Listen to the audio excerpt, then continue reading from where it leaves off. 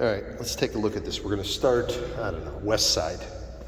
So, I mean, the surface isn't terribly too bad. That's about the worst thing there. You've got a lot of these that exist where a lot of columns and posts were installed, so you still have a lot of those pins and bolts that are going to need to be knocked down. You see them all the way along here.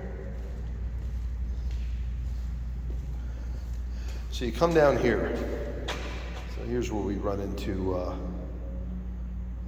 some interesting things here. So this is that piece of metal. It was either some kind of a track or something maybe rode on here at one time. I'm not sure what. It goes all the way down to the end. And this is what, when they did a saw cut away from here, this is what you have. I can't quite see what's going on down here. This might be like a C-channel that comes over, and then the concrete came in here and kind of locked that down, or maybe this piece is like a piece of angle iron that goes much farther down. We can't see that. But you can look what, they hit it with a grinder here too, and they got down to some clean metal. This all needs to be patched here. My own thought about this would be is to clean this metal up, grind it, burnish it, treat it. Don't remove it. I think you're opening up more problems with coming up with what outside of maybe grinding a complete taper from maybe here that would drop down into this trough all the way down. I mean, it's just having more of a consistent look with that. So I would grind the top of this thing down, clean all this up, right down the metal, prime it, treat it, coat it. I'd use a DOT epoxy or related coating for bridge decks and other infrastructure on there.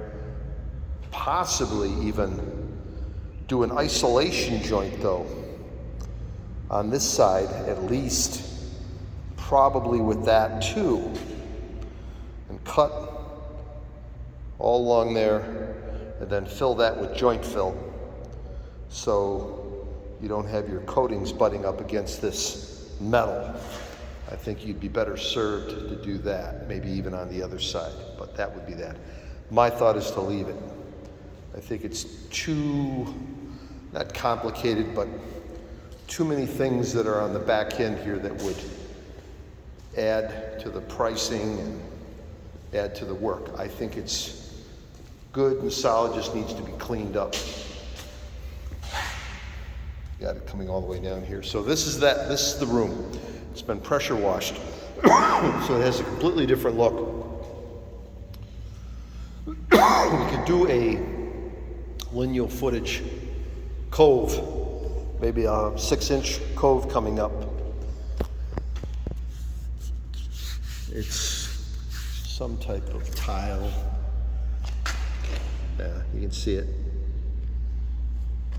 But maybe we could quote, I don't know, to do cove up to here, all the way down and around, or the hell with that. But make sure that we caulk in here with urethane, and maybe we could bring coatings up that, at least over there, even if we're not doing cove. Maybe bring coatings up to that line right there in the tile. So this is what you've got. This is also that chemical room, equipment room, chemical room that needs to get done. Kind of looks like it, the rest of the floor. You can see a lot of chemicals and different things have kind of made their way into the surface over the years. So that's it. It's about a 5-minute video. It's pretty straightforward though. I don't know what they're doing with that, if that's going to remain active or if we're going to cut that out. But again, there's different things in the floor that need to be ground out and cleaned up, but that's how I would probably view that. Other than that, the rest of the floor is pretty straight up.